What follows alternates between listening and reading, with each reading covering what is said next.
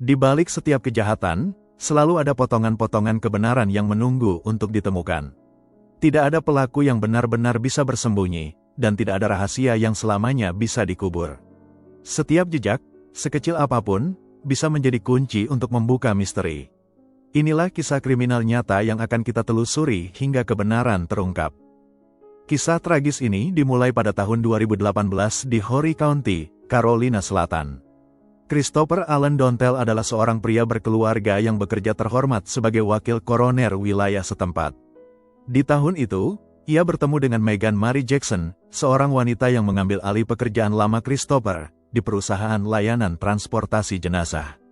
Tuntutan pekerjaan yang sering mengharuskan mereka mengevakuasi jenazah bersama dari TKP ke rumah duka, perlahan menumbuhkan kedekatan. Namun bagi Megan, hubungan ini berkembang menjadi sebuah obsesi.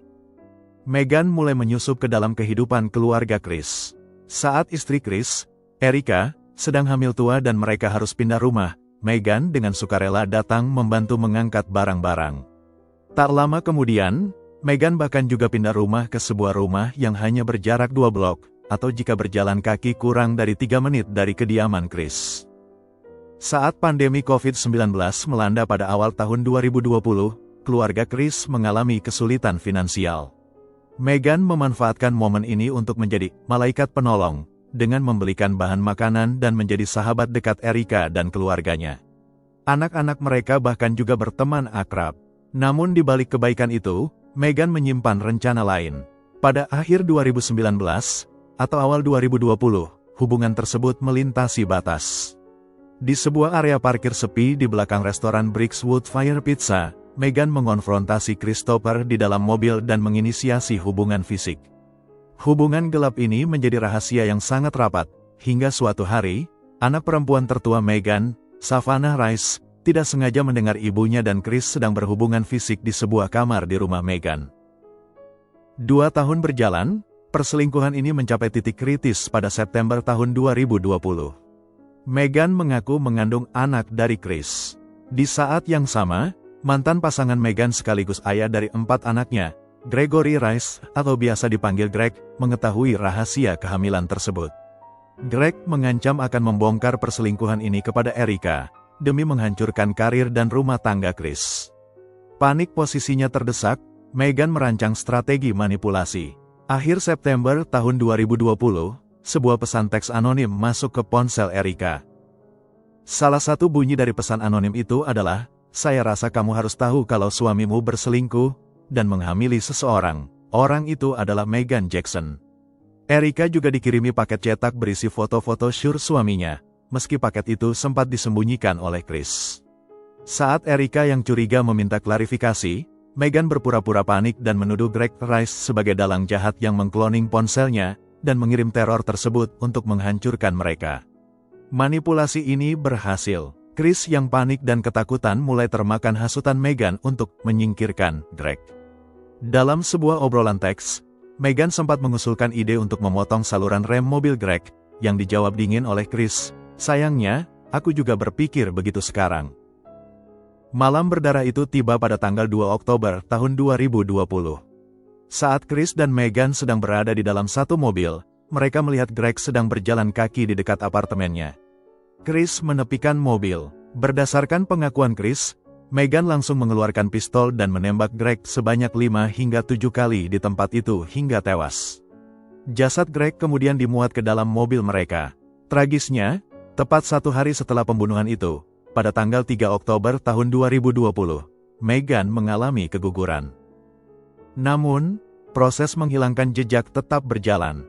Menggunakan pengetahuan profesionalnya sebagai wakil koroner, Chris tahu persis bagaimana cara meloloskan diri dari deteksi hukum. Pada Sabtu pagi, tanggal 3 Oktober tahun 2020, sekitar pukul 8, kamera CCTV resolusi tinggi di toko bangunan Louis Myrtle Beach merekam Chris sedang mendorong troli belanja. Ia membeli perlengkapan yang sangat spesifik yaitu terpal plastik, kabel pengikat, tali pengikat ratchet, dan beberapa blok semen. Hari itu juga, jasad Greg dibungkus berlapis-lapis, diikat dengan kabel kargo, diberi pemberat balok semen yang kuat, lalu ditenggelamkan ke dasar sungai Little Pidi. 2 hari setelah pembunuhan, pada tanggal 5 Oktober tahun 2020, Meghan dengan tenangnya pergi ke kantor polisi untuk membuat laporan palsu bahwa Greg telah hilang. 5 minggu kemudian, pada malam hari tanggal 7 November tahun 2020, seorang warga bernama Donna Sue Souls sedang memancing ikan lele bersama keluarganya di area Pitt's Landing di sepanjang sungai Little Piddy. Mereka mencium bau busuk yang menyengat dan melihat bungkusan terpal di tepi sungai. Menggunakan dayung dan pisau, mereka memeriksa bungkusan seberat ratusan pon tersebut, dan mendapati kain jeans serta jaringan tubuh manusia yang membusuk. Mereka segera melaporkan penemuan ini pada polisi. Keesokan harinya, tanggal 8 November tahun 2020, polisi mengevakuasi jasad yang dipastikan adalah Greg Rice. Hasil autopsi mendapati proyektil peluru kaliber 22 di tubuhnya. Penemuan material pembungkus yang sangat spesifik, langsung menuntun polisi melakukan investigasi ke toko Lois.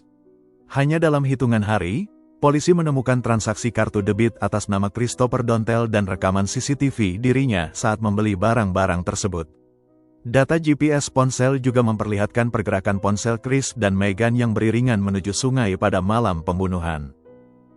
Pada tanggal 10 November tahun 2020, Christopher Dontel ditangkap di rumahnya, setelah sebelumnya dia dipecat dari kantor koroner karena kasus ini. Meghan Jackson juga diringkus di rumahnya.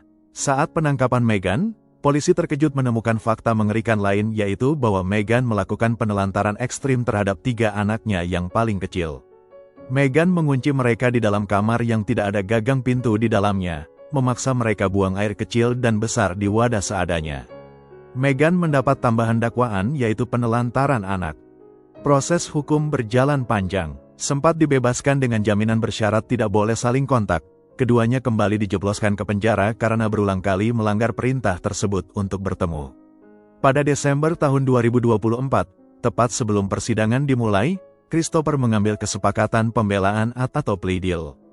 Dakwaan pembunuhan utamanya dibatalkan, diganti dengan dakwaan yang lebih ringan, dengan syarat ia harus bersaksi melawan Meghan.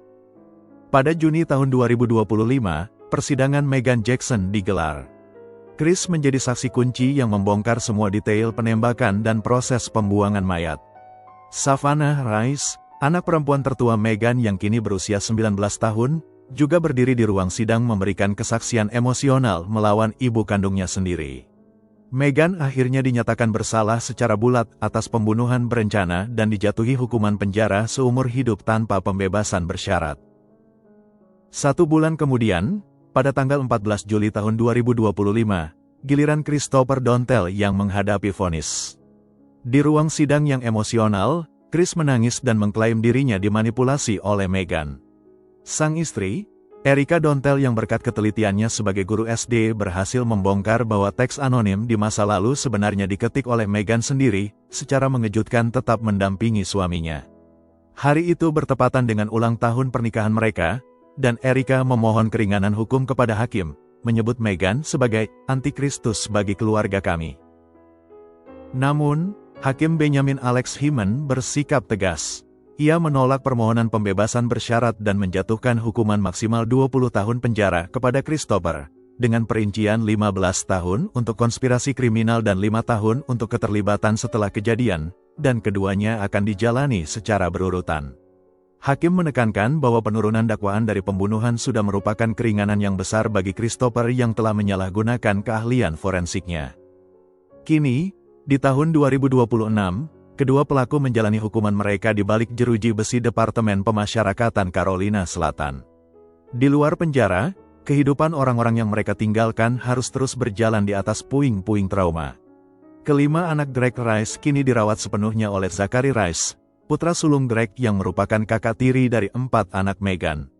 Zachary berjuang keras memulihkan adik-adiknya dari trauma penganiayaan yang mereka alami selama hidup bersama Meghan. Sementara itu, Erika Dontel memilih mempertahankan pernikahannya. Ia kini bekerja penuh waktu sebagai guru sekolah daring kelas 4 SD demi membesarkan kedua anaknya, Charlie dan Clayton, sebagai orang tua tunggal. Melalui bilik kunjungan video penjara, Christopher secara rutin membantu anak-anaknya belajar matematika dan mengeja kata, mencoba menebus kesalahan dari balik jeruji besi atas sebuah perselingkuhan yang berakhir dengan petaka maut. Demikian kisah kriminal nyata kali ini. Semoga kita semua bisa mengambil pelajaran baik dari setiap peristiwa yang tidak baik sekalipun. Terima kasih sudah mengikuti sampai akhir, sampai jumpa di kisah kriminal nyata berikutnya.